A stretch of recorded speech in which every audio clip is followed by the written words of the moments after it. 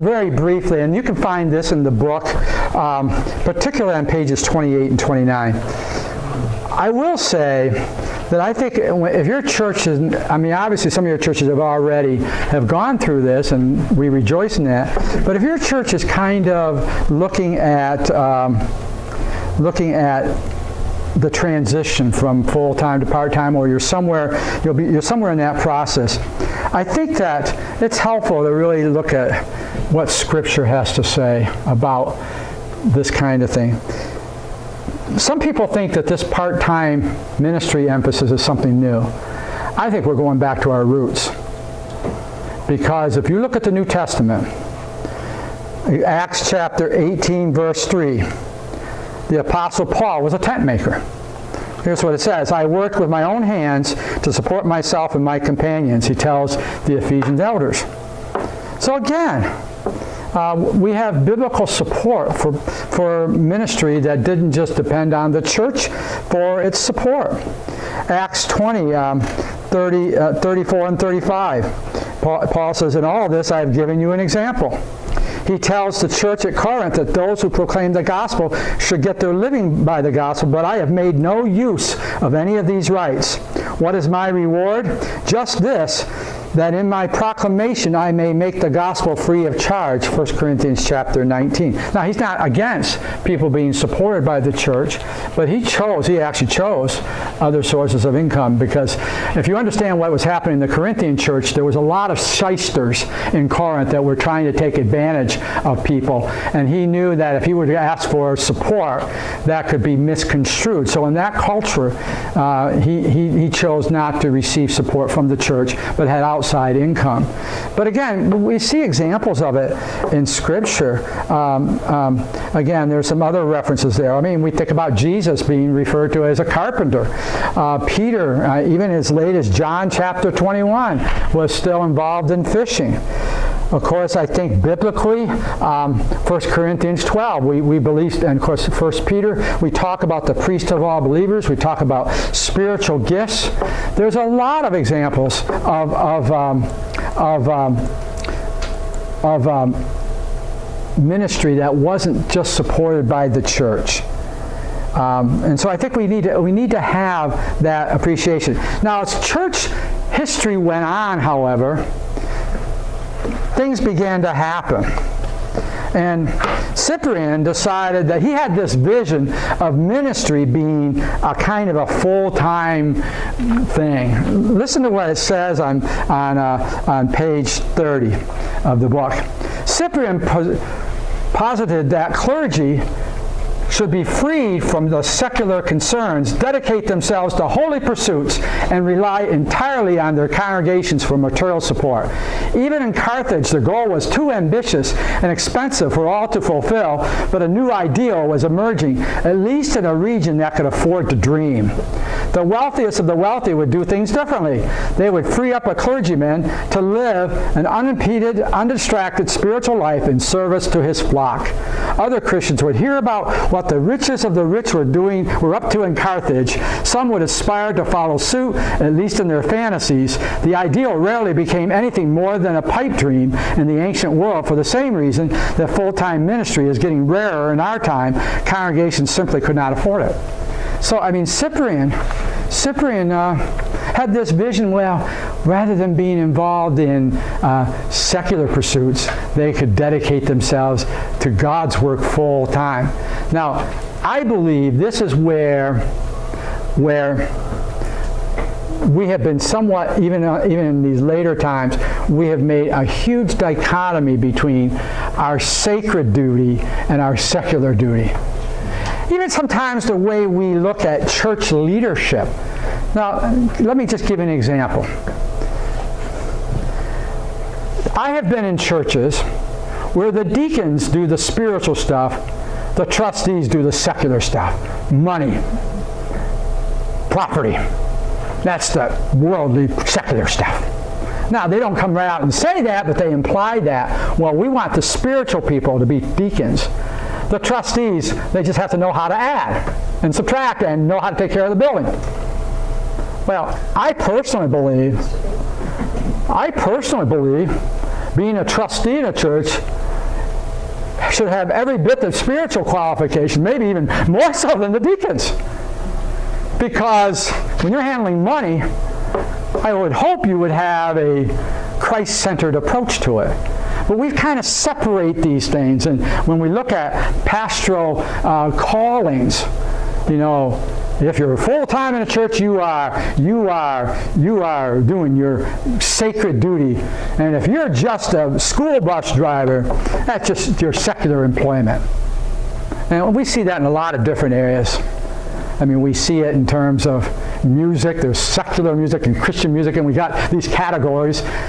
And you know, we have all kinds of ideas about. And I guess my take on it is, if we are a follower of Jesus, everything is a sacred duty, whether we are driving a school bus or whether we're behind a pulpit. And so I think that's Cyprian's vision of separating that, unfortunately, I think has had even an influence even in later time to some degree. Now, it was not uncommon, and again, I won't read that in the book. You can look at that on page 31. In the Middle Ages, priests often would do work outside of the monastery, outside of the church. They would do carpentry or whatever. So it wasn't uncommon for them to support themselves besides what they were doing within the church. But then I think in the 19th century, and especially in the 20th century, we got into a culture of what I call the overly professionalization of the clergy. Now, I am not saying that seminary education is a bad thing. In fact, I think we need it today. But I think it's going to take a different shape than it has. I'm not saying that having well-trained pastors is not important. But we almost treated, I think, the pastoral office kind of like a lawyer or a doctor or kind of just another white-collar professional position. And I think the culture of that has influenced people in a way that we really looked at the clergy as kind of this professional class. We even had, when I first came into the ministry, I don't even know if they use the term anymore. Maybe they do. I haven't really paid much attention to it, to be honest with you. But if you were an American Baptist pastor, you were a PCL, a professional church leader. I'm ordained. I mean, I'm not denying the importance of training. Don't get me wrong. But I think there was kind of I remember that. It was kind of this air. And there was kind of that air that if you were anything less, oh, you're just a lay preacher? Or you're just part-time? Yeah.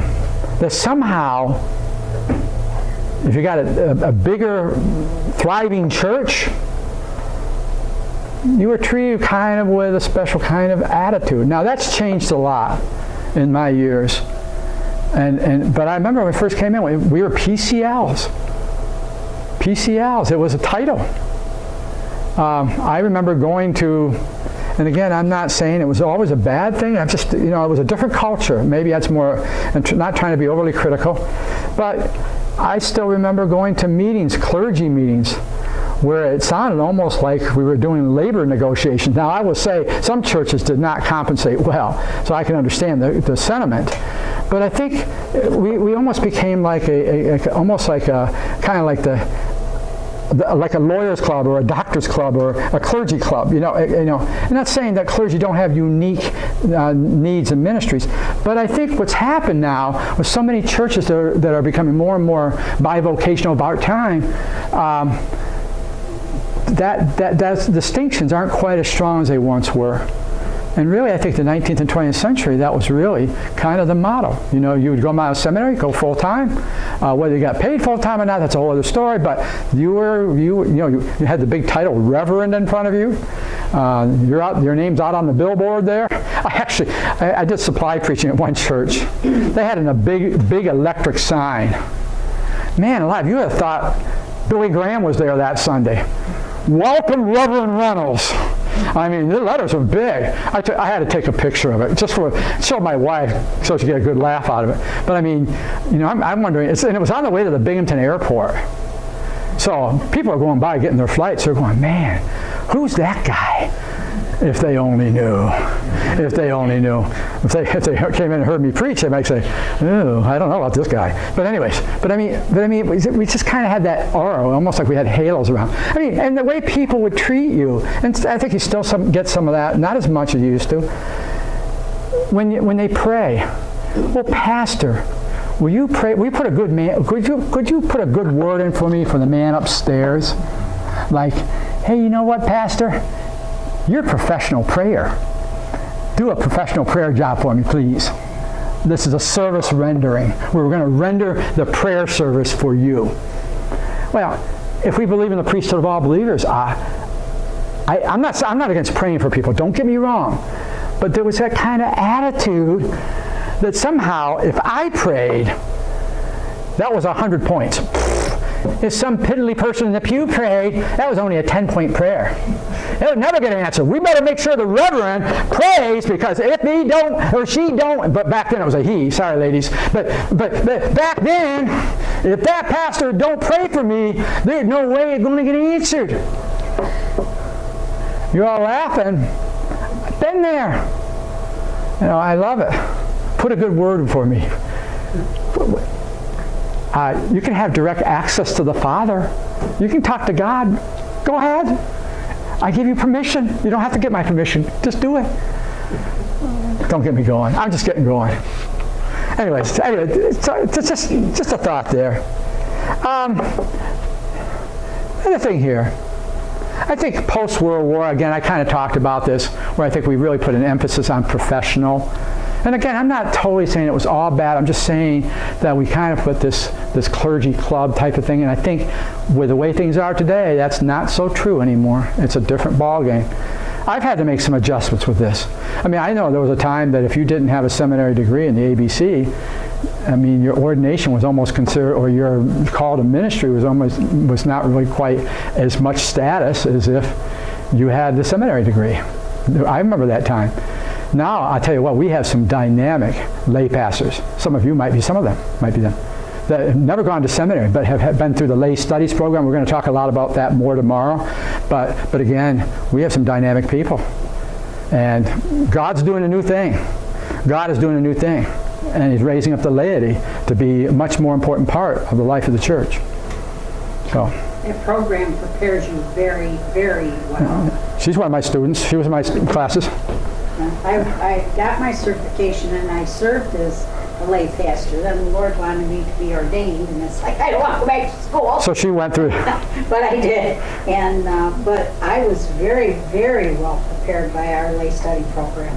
Now, and speaking of that, and we'll talk more about it tomorrow, I think one of the roles that those of us who have been ordained and through seminary, I think one of our roles is going to be to mentor and to train pastors who are maybe lay pastors who can serve in a local church, a small church. So I'm not saying the seminary education was a bad thing. I think it was great. I'm glad I went through it. But I think our role is going to be changing from what it was historically, maybe 30 years ago. I think we're going to be more in a mentoring role. That's one of these. I teach about 2 or 3 classes right now in the lay studies program. I've been running my students at one point. So that's been a real kind of a shift in my thinking in terms of training and that kind of thing. But one of the problems you spoke of earlier is true. I mean, I went to seminary. I'm still paying off students because I only have a part-time position. Yep. And so it takes forever to pay off those student loans. Yeah, that's a real problem now. And the average MDiv is just like a lot of master's degrees, 30,000 or better is what you're leaving seminary with, and you're supposed to also pay that back, I'm told. Yeah, that's not good. Okay, let's kind of wrap this up. We got a couple more slides, and then we're going to call it a night. I think we're all getting tired. I know I am. I've been standing up here. I'm all wound up, but got to chill out here eventually.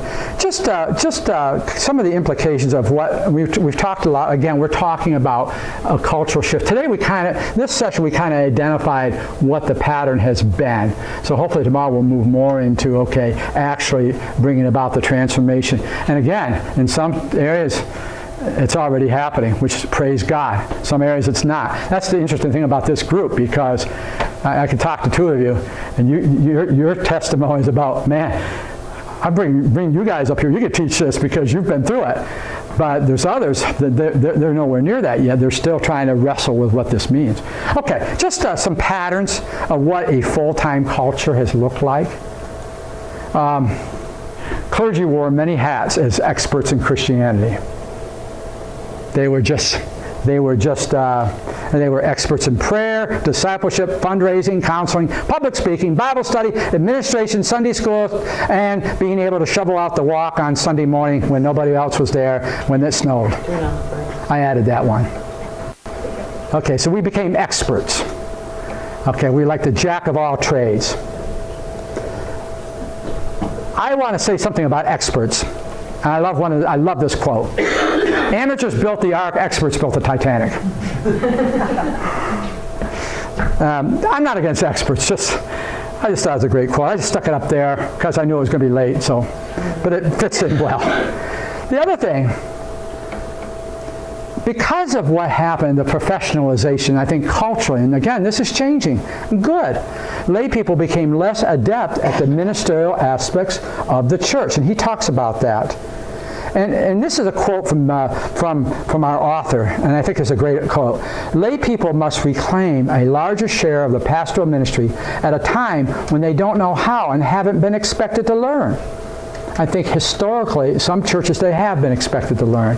But historically, I think, I've been in churches when I pastored, they expected me basically to do all the churchy stuff because, they would take care of the building and property and the stuff that deacons and trustees do. They would get communion ready and that kind of stuff. But in terms of the pastoral care, actually preaching, being involved in ministry, that some of the things that pastors have historically done, that hasn't happened. There's a lot of churches where that hasn't really happened much.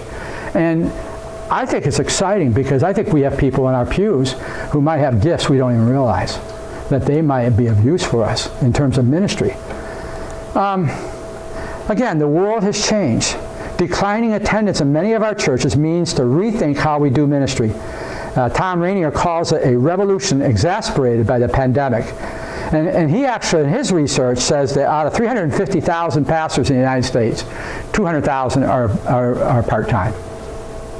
That's his guess. And again, it may be more than that. Again, I don't know how many good studies they have done on this area. Has our denomination really done a study on this yet? I think that would presume people would return their answers. Okay. Honestly, some of my data has come from just listening. Yeah. Because there's nothing in this denomination is compulsory, especially paperwork. Yeah.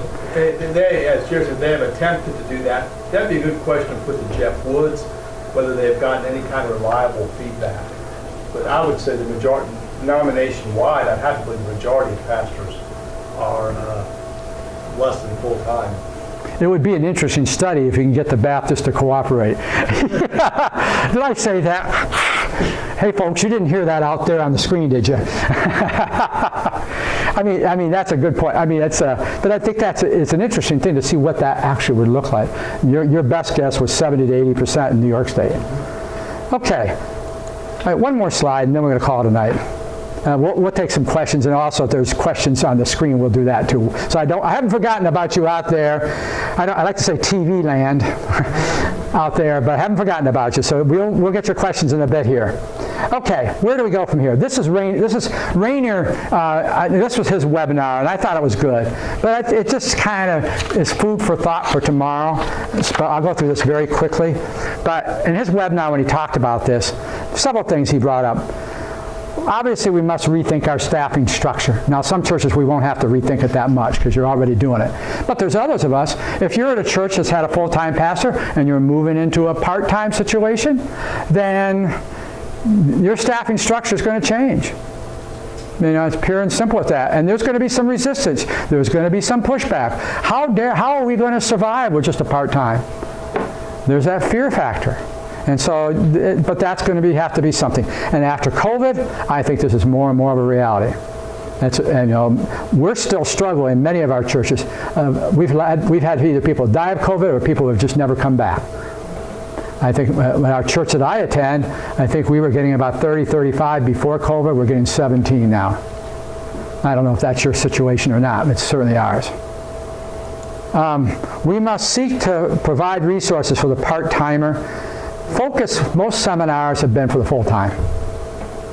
You know, one of the things that always frustrates me, one thing I love about being able to do this, I can get things off my chest.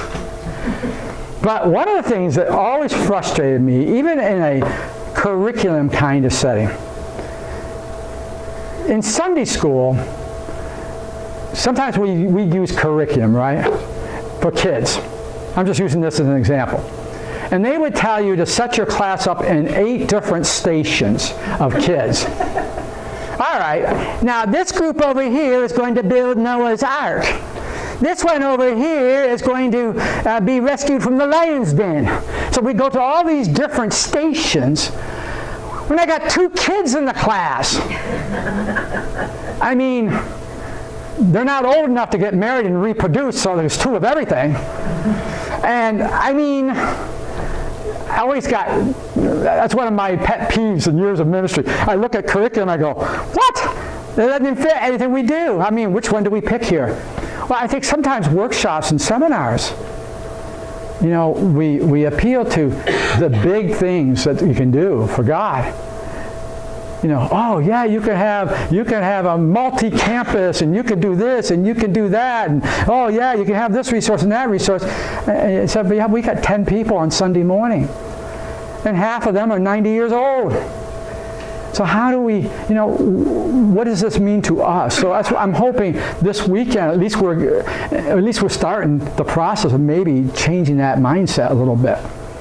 Okay, another thing I think where we go from here, we must rethink educational models. How do we do theological education? That's going to be a huge difference. Seminaries really need to rethink how they're doing seminary. The traditional MDiv program, there has to be, I'm not saying get rid of MDivs, but we're going to have to rethink how we equip the laity for theological education. Especially, I think we have a real problem in our churches with biblical illiteracy today.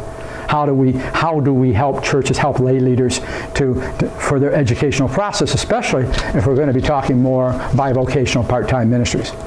We must retrain lay leaders who provide oversight, and again, this is similar to what I just said, and account for part-time staff.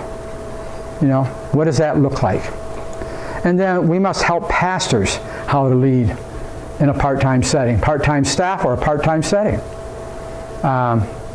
That's something I think pastors I think are not totally innocent in this either, in this culture, because we're so used to doing things for working 50 hours a week or more, and we're so used to having the church revolve around us in many ways that sometimes it means we have to let go of some things. And I mean, that's a struggle for some of us. Where you just have to let go. I found, to be honest with you, I never served in a part-time position, so I can't say, and I'm definitely not an expert. I've worked with churches in that setting, because I was in the generation where you work full-time. But my first church, especially my second church, I did pretty much everything, because there wasn't a lot of strong lay leadership. It was hard to train them. Well, my third church, I had very strong leadership, and I had to learn not to try to do everything. We had a conflict in the church. My deacon says, we'll handle it. I wasn't too opposed to that. I said, okay, go ahead. But I had to learn to do that. In the previous church, if there was a conflict in the church, I was going to get involved probably some way. But again, I think the same thing with going full-time to part-time. I think we're going to have to reorient ourselves. And then we must be prepared for many pastors to move to this status. I mean, you guys are the trendsetters. You're the revolutionaries. The rest of us are somewhere in between that. You know, but I think we're going to see more and more churches go this route. I think that's the trend. And we hope that as a denomination, and I hope in my consulting work that I can be supportive to you in that. Are there any questions that you have before we wrap it up for the night? What's our time? Well, we got about 5 minutes. I thought we'd try to end by 9, so it's 5 up. That's good. We're good right now. Yes, Joe, what do you got there? Okay, Rev Staples. how can we discuss framing this shift to part-time as an affirmative experience rather than as the negative, well, we have no choice but to do this? I think the question is, how can we reframe part-time from being a negative to a positive thing? Is that what you're saying? I think, as I think about that, I think one of the things that would help us is to tell the stories that people, I think hearing what you two had to say, I think we need to hear more of those stories of churches that are doing this, that at least it's possible. I think sometimes we usually just hear the negative stuff. Okay, oh, we're part-time, what are we going to do? We have two examples here of churches that are thriving, that have gone the part-time route. Now, that doesn't mean we don't have work to do in our churches. We have a lot of work to do, but it's possible. And I think maybe, I don't know how we can maybe communicate that better. Maybe we need to do that better in terms of communicating that, telling the stories of churches that have gone that route. I think it would be great to hear those stories. Maybe I encourage you to write something, the two of you, putting a little work to you. But just sharing your experiences, I think, would be one way of helping to at least, I think the more we talk about it, the more we develop that culture. The other thing I found is that the pastor's duties are a little bit different, because when I first started there, I didn't have an assistant pastor. They kept getting lay pastors, and I couldn't carry a theme. And so I had observed one person in the congregation, and I felt in my heart that God was calling him to be a pastor. And so I talked to them and asked him to pray about it and pray with his wife, and he came back and said, yeah, we decided, yes, I think the Lord is calling me. And so he entered the lay study program. I also noticed a gentleman that constantly is reading and studying, and I went to him and I said, would you be interested in being in charge of our Christian ed? And so he said yes. And so what I'm saying is, a lot of people don't feel or see the gifts in themselves. And so when you approach them and recognize their gifts, many times they wanted to do it but didn't feel they were worthy enough to do it. And so we as pastors constantly need to be reassuring that spiritual gift. I'm doing a series on spiritual gifts now to help coincide with this. And so that's one thing that we have to have extra eyes for, is to see the gifts of our people and encourage them to use it. Yeah, the gifts are out there. I think that's part of discovering what the gifts are and then trying to encourage it, yeah. Well, just another couple of side comments is, the importance of messaging is what I'm seeing here. And I think I can just say to that myself that every church in the room has a different chess match about what this weekend knowledge, the content will mean. And really, that's important for you to think about, how are you going to share what you've learned here?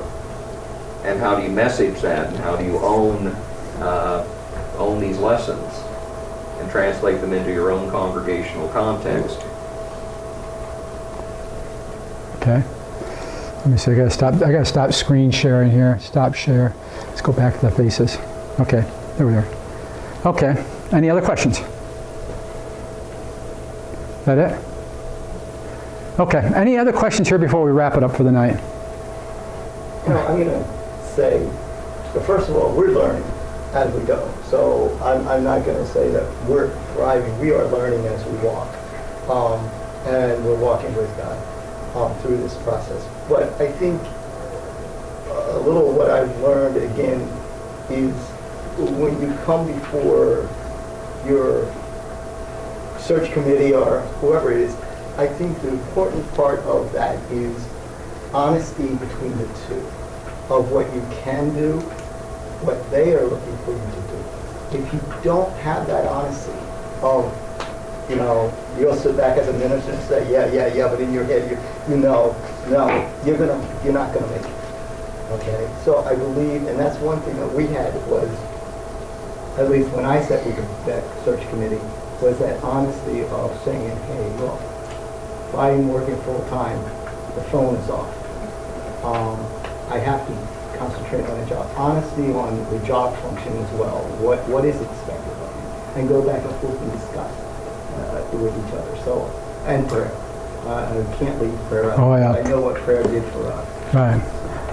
I know those of you who are on the online. The comment that was made that honesty is really a huge thing in terms of communication. Like if you're meeting with a search committee, let's say you're looking at preparing for a pastoral position, really laying out, if you're going to be like a part-time pastor, let's say bivocational or working on outside employment, that it's very important that you lay out what the pastor can and cannot do. He gave the illustration that while he's at work, his phone has to be shut off because he has other responsibilities. While he works for the county, he works for a governmental agency, so he can't sit there and take pastoral phone calls while he's actually at work. So just laying that out ahead of time, the more honest that the two sides are with each other and can communicate that and talk about expectations. We'll talk more about that tomorrow too. That's going to be another piece to this. So again, that's a lot of the stuff you're saying. We're turning the waters a little bit, but we'll talk more about that tomorrow. Anyways, any other questions before we wrap this up? If not, understand. I've had lay people who are, I've actually had a few lay people through my years of ministry that were tired. And of course, there's a lot of pressure as pastors. Oh, we got to get the people involved. We got to get the people involved. We got to get the people involved. And then there's comment I'll get, you just don't understand. My job's a pain. You got to see my boss. I think when we as leaders, particularly pastors, are involved outside of the church more than just some civic function where we pray at the Lions Club. I'm not saying that's a bad thing. I'm just saying when we're actually in the marketplace, we will have a much healthier and broader perspective of the world that we live in and being able to connect, to be incarnational in our ministry, to be able to take the gospel and to put it in the marketplace by the way we live our lives and the example that we set. So again, I think that is a really good opportunity. However, there are challenges, and we'll talk about this when we get through these challenges. Okay, let's go on the other end of this. What are the challenges? How many of you can identify with this one? Amen. You have to manage your time better than ever. That's a hard one. And I don't know the solution to time management. We're just kind of touching it on this weekend. But I think that's going to be one of the biggest challenges that you'll have. Okay, how do you balance church stuff with the job? And the thing is, people don't always, and we'll talk about that too. And that's really my next point. Actually, I'll go on to the next one here. You'll have to deal with parishioners who don't understand any of that. They have no clue. And I'm not trying to pick, and if you're a lay person here, I'm not trying to insult you, but I'm going to challenge your thinking. So by the end of this weekend, you'll either like what I have to say or you'll throw rocks at me or something, I don't know. But I think the thing is, there will be people who don't understand that you're not going to be available 24/7 if you have another job. And it's not always just people in the church. I heard about one situation in one small town. The local funeral director was having a hissy fit because he wanted to have a memorial service funeral on Thursday at 1 o'clock. Of course, Pastor Smith had to work Thursday at 1 o'clock. And there's only so much vacation and personal time he could take, or she could take. So, funeral director, it used to be in the old days, Pastor Smith can drop whatever he had. He can skip the tea or whatever they do at lunch on Thursdays and come and do a funeral. But Pastor Smith works in the assembly line of the local plant, 7 to 5. Pastor Smith just can't go, oh, by the way, boss, somebody just died in the church. See you later. It's not that easy. And there'll be people who don't understand that. and not just inside the church, sometimes outside the church. They will not understand that you'll have certain limitations. And again, that's one of the challenges. Another one, you will have to make sure you take time off, vacations. This is the other thing, because one thing is a danger, and I don't know how many of you struggle with this. I have a feeling some of you do. You're working 2 jobs, maybe 3 jobs. Maybe you're working in the grocery store. You're a school bus driver. You're working at church just so you can get up to $5 an hour. I don't know, whatever. But you're working like crazy 12 months out of the year, 7 days a week. Be careful. One of the biggest challenges is burnout and not taking the time, taking vacation. And that's one of the things you'll have to negotiate with your church. That, just like you would for a full-time position, but maybe even more so, is try to negotiate that with the church, and also hopefully maybe with your place of business. Of course, that depends too what the business is. But I think you have to understand that you need rest. I was in a small group with a group of pastors a number of years ago, and this pastor I talked to, he was in our group. He had not taken a day off or a vacation in years. And I'll tell you one thing, when I was in ministry, I got 4 weeks every year. I took every day I could get. I think you need your batteries recharged, and that's one of the challenges of having more than one job.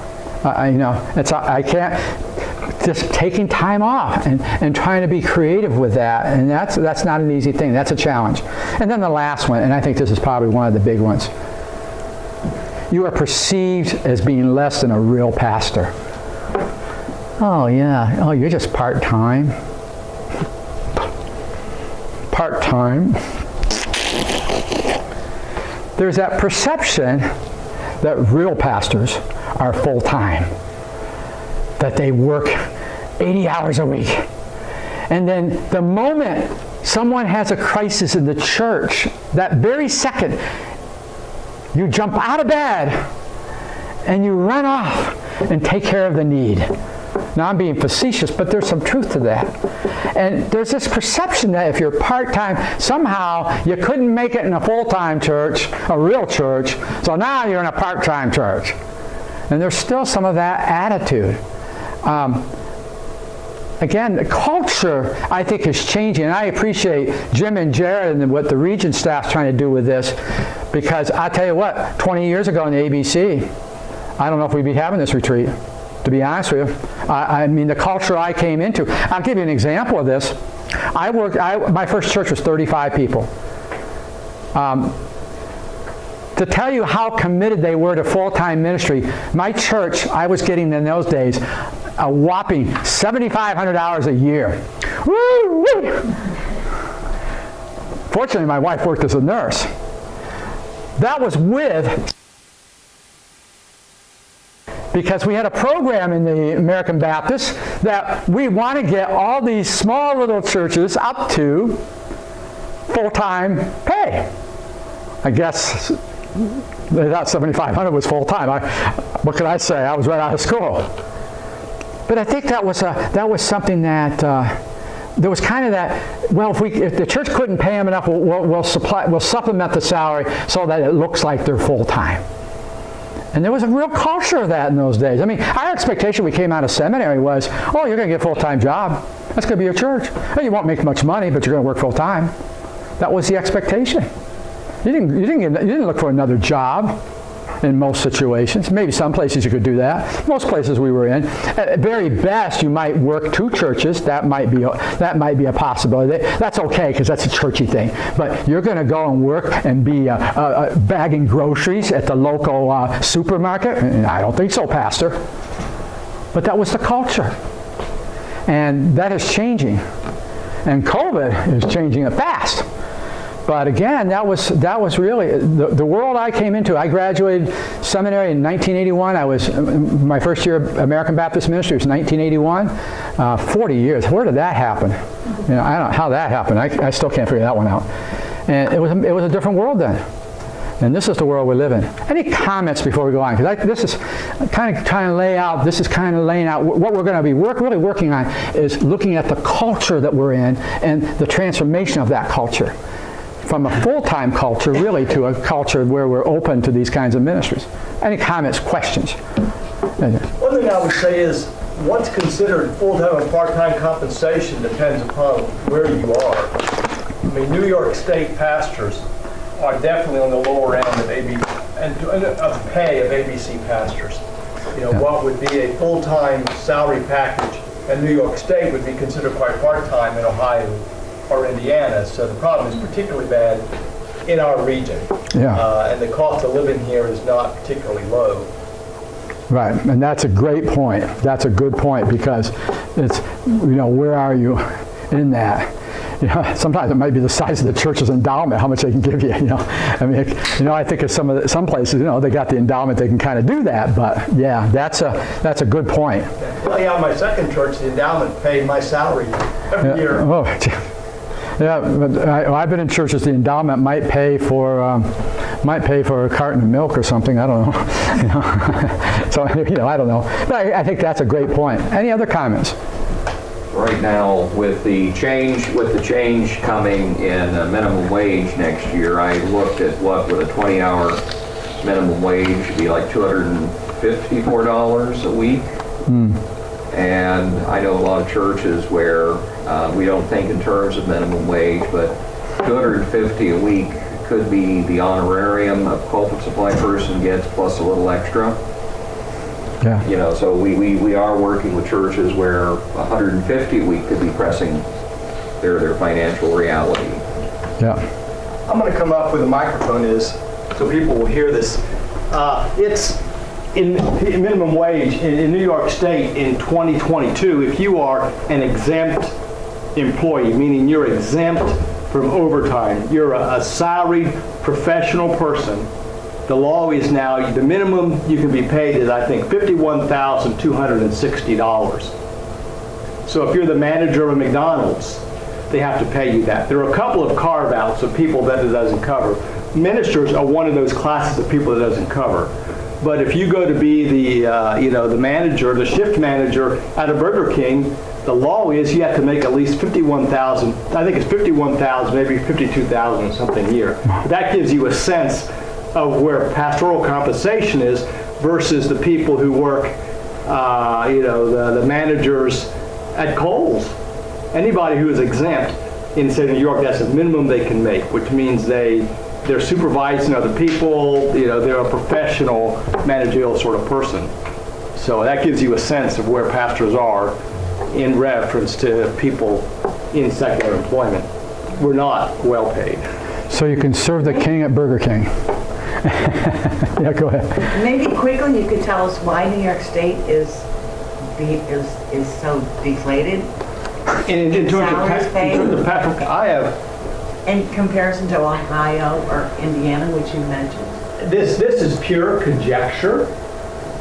I think it has to do partly with in states where the Southern Baptists have moved in.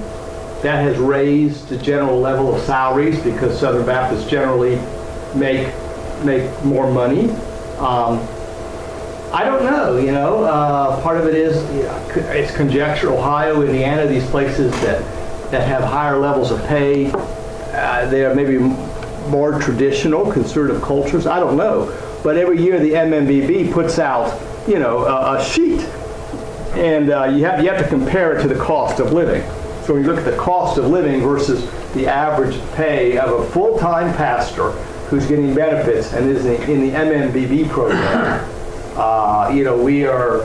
we're sort of far down the list, particularly relative to the cost of living. From Indiana to here, probably you would have to get a $20,000 to $25,000 boost in pay coming to New York from Indiana in order to have the same standard of living. I wonder too, because those areas, I would say, be more theologically and church-wise would be more apt to attend. The culture may be more church. I think the Northeast is one of the least church places in the United States.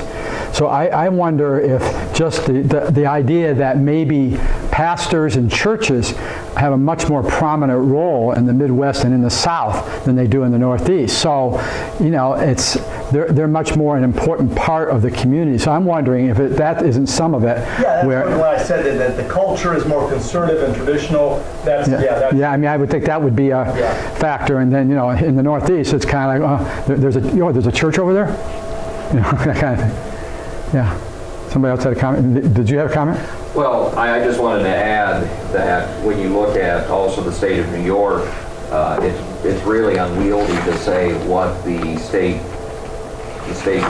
average could be, because our region covers churches in Westchester to Plattsburgh, state line to state line, minus Rochester, minus the city. And so it's really, when I sit down with the search committee, I sometimes have to think, where am I seated in this moment to have the conversation? Because what works in Westchester will be a much different conversation than the Finger Lakes.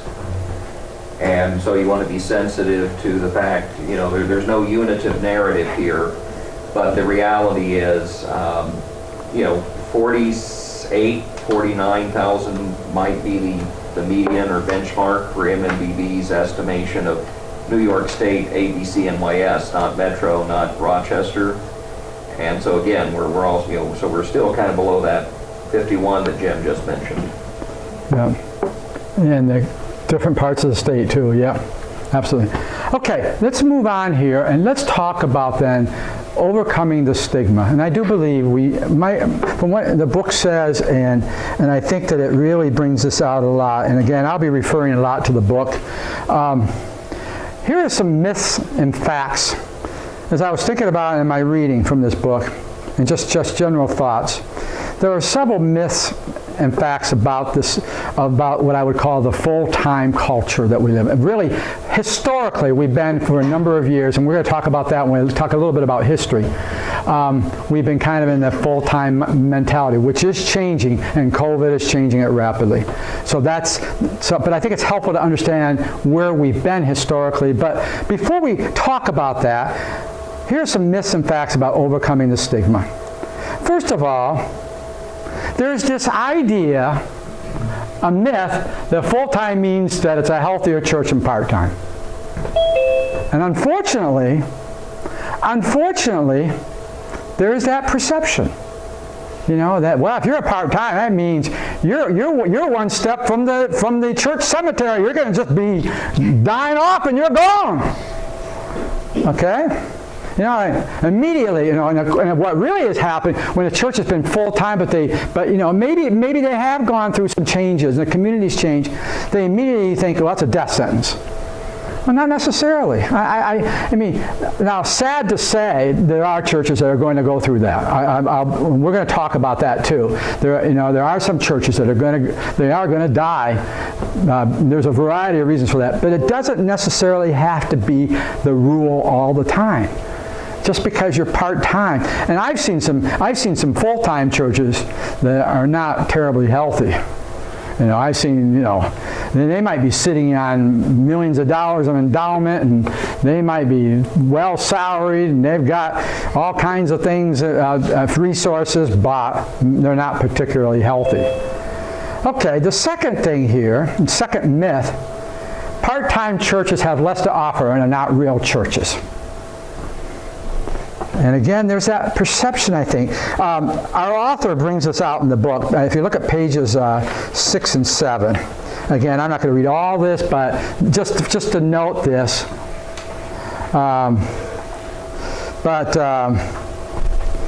It says here in pages 6 and 7, particularly in the bottom, they don't churches don't identify as having part-time clergy because they don't want to call attention to the fact they have the stigma about part-time clergy and their congregations. That stigma wrongly suggests that they have less to offer to individuals and families in search of a spiritual community.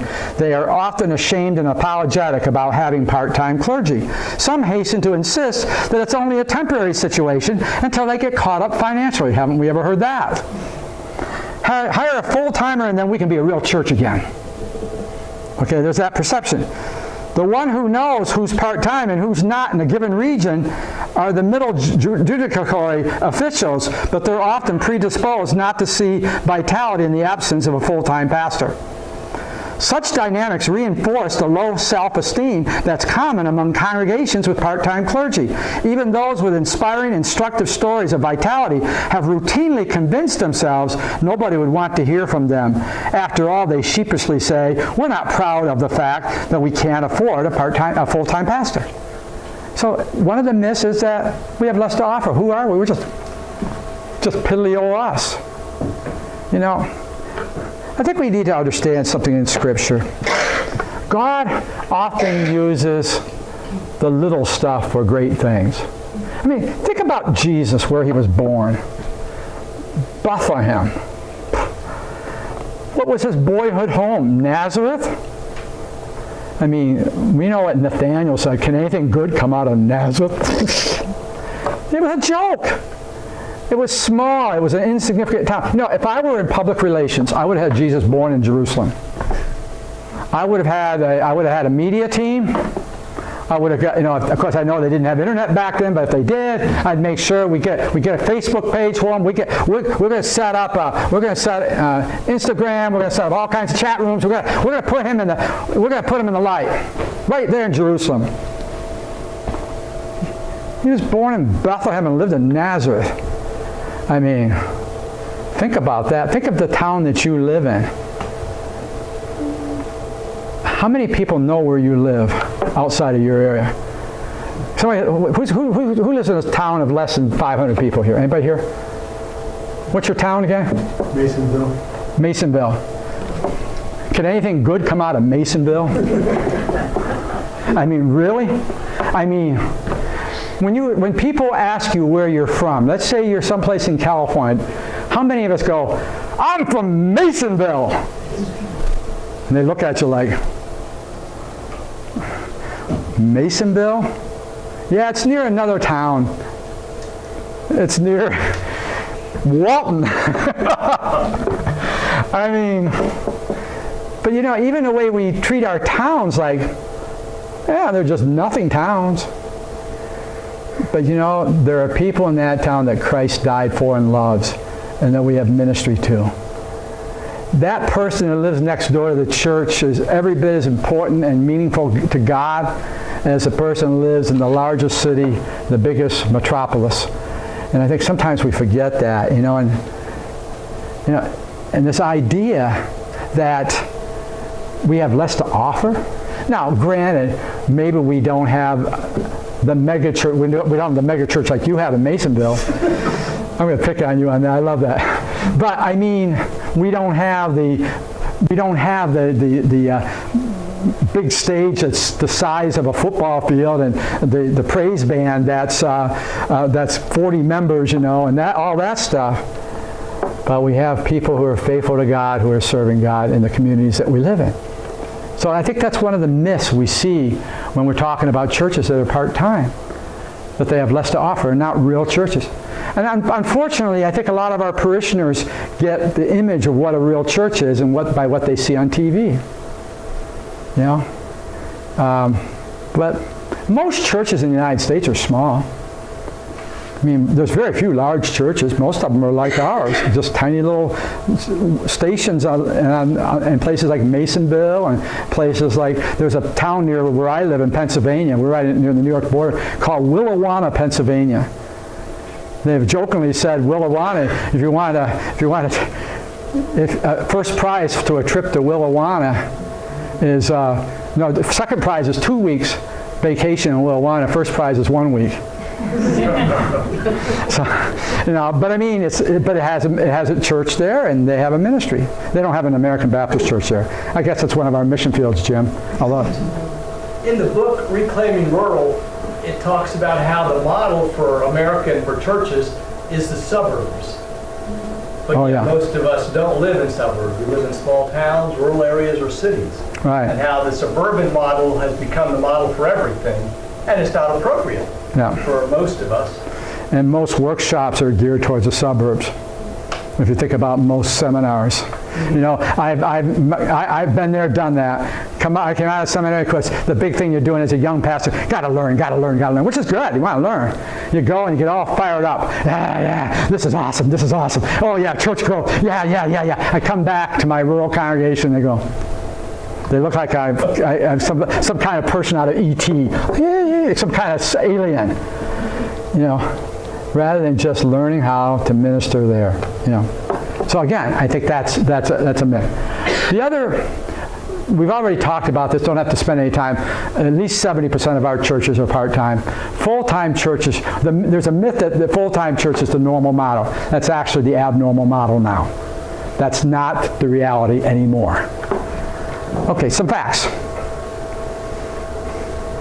Unfortunately, there is the reality that many churches that are, but there are some full-time churches too, but there are many churches that are in decline.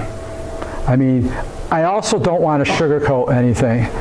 And I think one of the reasons that's true is because of some of these other facts or myths that they've bought into. What happens is the church kind of does a slow fade, And a lot of times, I think they went part-time without really thinking about what their ministry could be as a part-time church.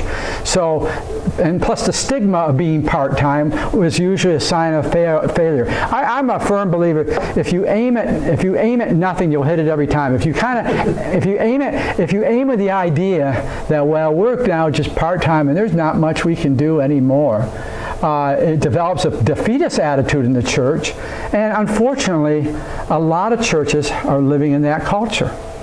And so, yeah, they look at it as, well, there's nothing. Yeah, we used to be full-time, but we're not anymore, so there's no hope for us. And unfortunately, a number of them do close. He talks about this in the book too, on page 21. Let me see, just refer that here. But and I think there's some cultural changes, but he talks about this in the middle paragraph. Continue to rather than the new vitality is unfortunately more the rule than the exception for churches that have made the switch to part-time. In the main conference of the United Church of Christ, for instance, Associate Conference Minister Darren Morgan identifies about a dozen still declining congregations that have gone part-time for every one that's experiencing new vitality after making the switch. And again, I think it's the whole presupposition about what part-time means, that kind of that negative thing that this is a bad thing for the church. And hopefully this weekend, you'll walk away from here saying, you know what? We're going to beat the system. Because the system has said, if you go part-time, it's a death sentence. But I hope you come out of here saying, you know what? It's not. We're just redirecting we're redirecting our stewardship so that this may free us up to do new opportunities for ministry, which we're going to be talking about over the next several sessions through tomorrow. What are some of those opportunities for you? And so that's something I think we need to really, really understand, that unfortunately, a lot of churches, by the time they really try to wrestle with this, they are in a period of decline. And that doesn't mean it can't be reversed, but unfortunately, that is a reality. All right, a fact. There is a culture that exists to keep churches full-time longer than necessary. And again, I've already alluded to this, because part-time is seen as a kiss of death. And you can read about that on pages 24 and 25 of the book. We won't look at that right now. But again, it's this idea, it's a kiss of death. And some churches will try to stay full-time long after they probably should have. They'll try to hang on, until finally they're forced to change. And by that time, they've already declined to the point of decay. As I think about this, and I was thinking about this as I was preparing this, I think, how many of you have ever had, in your pastoring, have done counseling for a marriage? Okay, a number of you have, okay.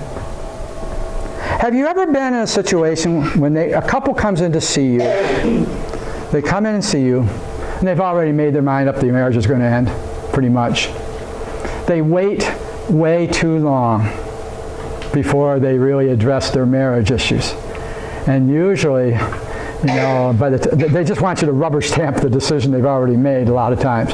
And that, I think sometimes churches can fall into that where they've just gone on this downward cycle, and they tried to stay full-time as long as they could, but didn't really deal with the realities, whether it's financial, whether it's membership, or whatever. They never really dealt with the reality of what was facing that church. So finally, it becomes almost like the kiss of death for them.